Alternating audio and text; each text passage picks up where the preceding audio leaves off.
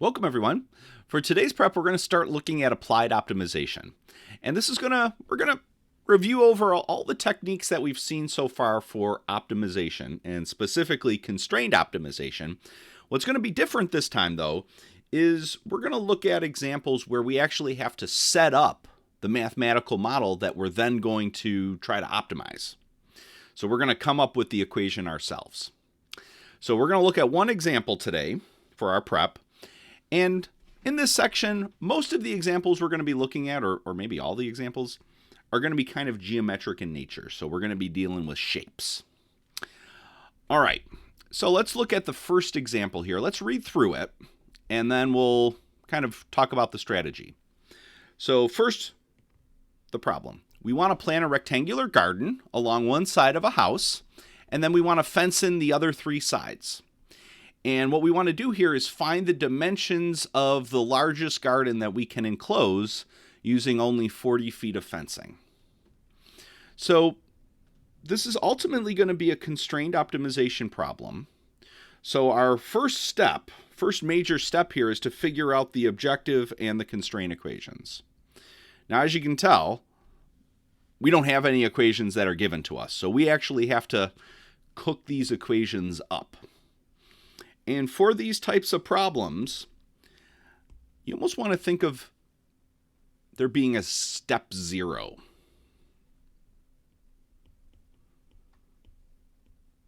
And that is, draw the diagram. So we're going to try to draw, a lot of these are going to be kind of physical things that we're trying to build, usually involving some basic shapes, just to keep the problems a bit easier. So we want to go through and we want to scan through this equation. So we're going to read through it again, but this time we're going to keep in mind, look for keywords that describe the geometry here. All right, so we want to plant a rectangular garden. So that's a keyword there, rectangle. So let's draw a rectangle.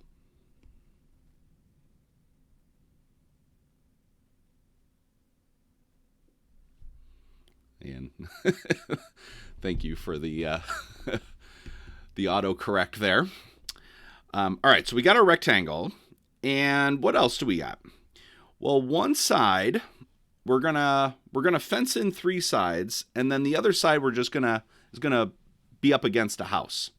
So let's suppose that this side here, this is gonna be our house. So we don't need our fence on this side. So we're actually only going to be putting in a fence along those three sides. All right, so with a rectangle, let's introduce some variables. So we know for a rectangle there's two dimensions, the length and the width. So let's call the width here x and the other dimension y, just kind of to match up with our xy, axes, kind of usual variables. And for a rectangle, opposite sides have the same length. So we know this side also has length x and this side also has length y. All right, so now we've got our diagram. And now we want to work on figuring out the objective and the constraint equations. So we want to go back to our problem and look for the wording. So to figure out the objective, if we remember, the objective is whatever we want to maximize or minimize. So we want to look for that wording that says maximum or minimum or largest or smallest. And we see that right here. We want the largest garden. Well, how do we measure the size of a garden? Well, we're not interested in the edges. We're interested in all the space that's inside. That's where we're going to plant all of our stuff. So we're interested in the size of this region. How do we measure the size of a rectangle like that? Well, that's area. So area is going to be our objective.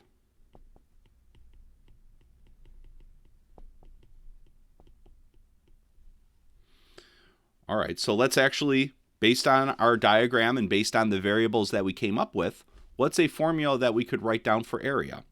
Well, area of a rectangle is length times width. So our two dimensions are x and y, so it's going to be x times y. And I'll abbreviate A for area here. So we'll call our objective function A. All right, so we've got our objective. So now we want to look for the constraint. And we're going to have to figure this one out as well. So you want to look for some limitation. Go back to the problem. Remember, the constraint puts some limitation on what x and y can be. And, or more generally, it puts some limitation on our problem. So it kind of puts a real world constraint on us. And if we look, we only have 40 feet of fencing to use.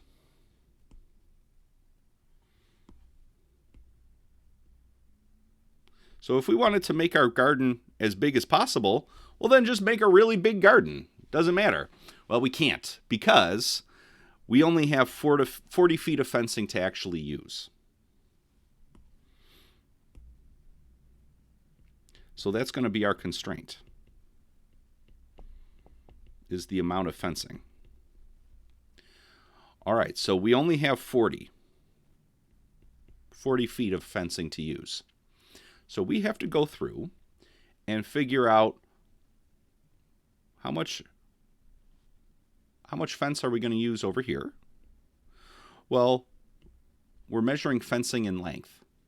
So to fence in just this side, it's just length y.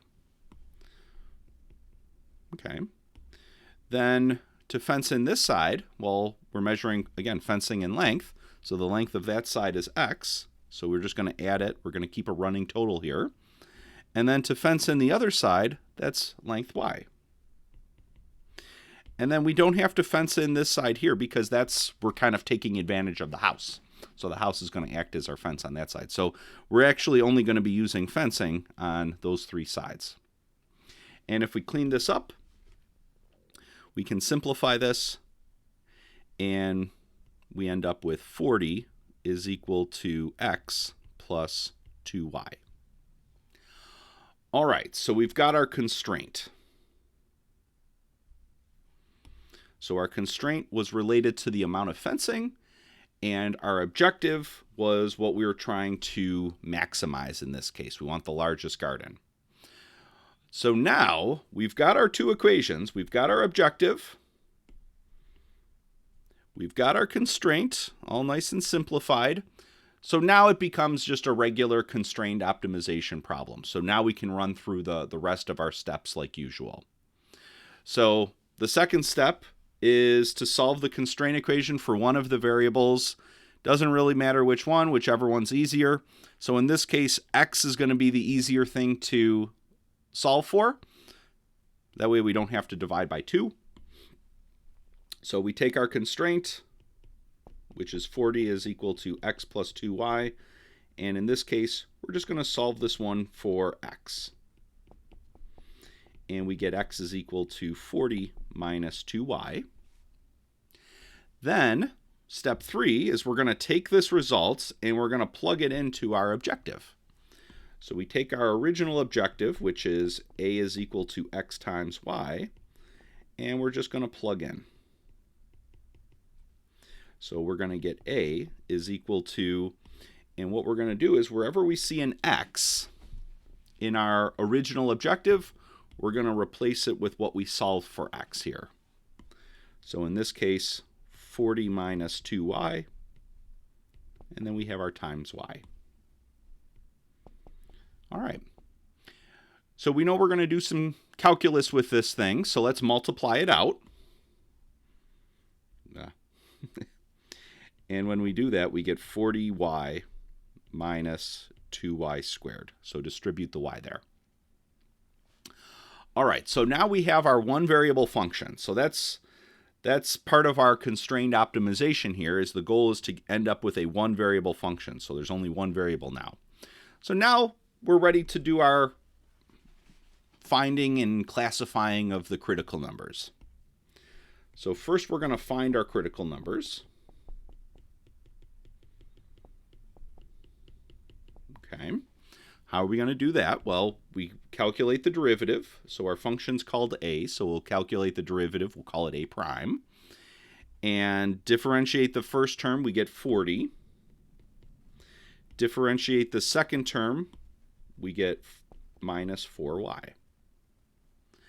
And then there's two ways we can get a critical number. So we can get it by either the derivative being equal to 0 or the derivative not existing.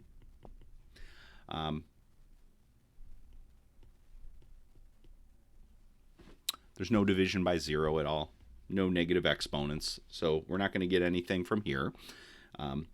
So let's set our derivative equal to 0. We end up with 40 minus 4y equal to 0. And then if we solve that for y, we get y equals 10.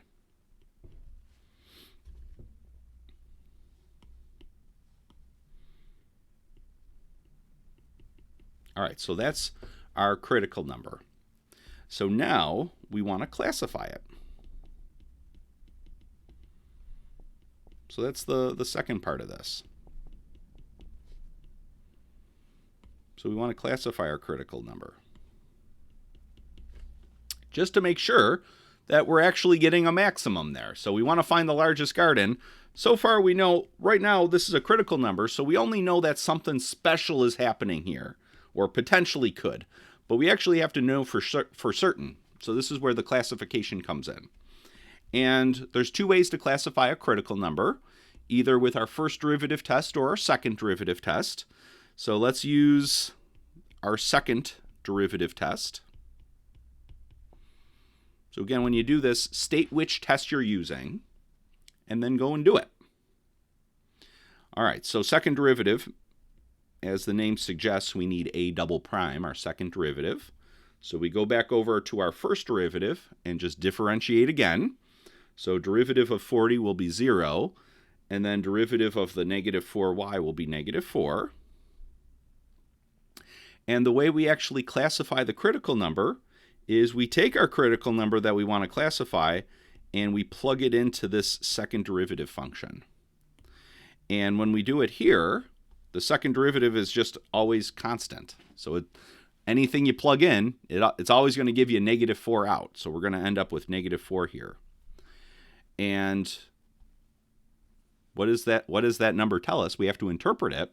So negative second derivative means concave down. Draw the concave down shape. There we go. And that tells us we have a local max.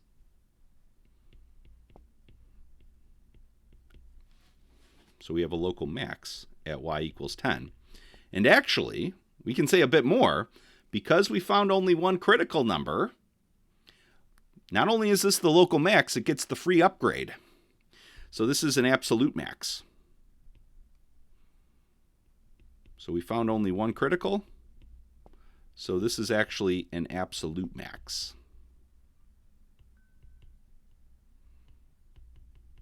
All right. And we're just about there. So now we just want to make sure, answer the question. So we're pretty close. We found the y value that gives us the maximum. We've verified that we actually do have a maximum there. So now, what was the question actually asking us? Well, it was asking us to find the dimensions. So find x and y. Well, we found y, so now we have to find x. And we could use the constraint equation, plug our y value right into there. But we also have this nice result from step 2, where we actually already kind of solve for x, so we could just plug our y value into there and get x directly. So you just want to make sure, actually answer the question. So the question was, find the dimensions. So sometimes the problem might say, find what is the area then. What is the largest area you can get? But in this case, the problem was saying find the dimensions. So really that means find x and y. And we already know y. So we're going to use our constraint, which said x was equal to what? 40 minus 2y. And when we plug in y equals 10, we get x is equal to 20. So 40 minus 20. And part of this one, you want to include units. So just a little warning here. If units are given, make sure you include units in your answer. So in this case, units were given. So what were they? Feet. So our dimensions here for length are going to be in terms of feet. So x is equal to 20 feet and y is equal to 10 feet.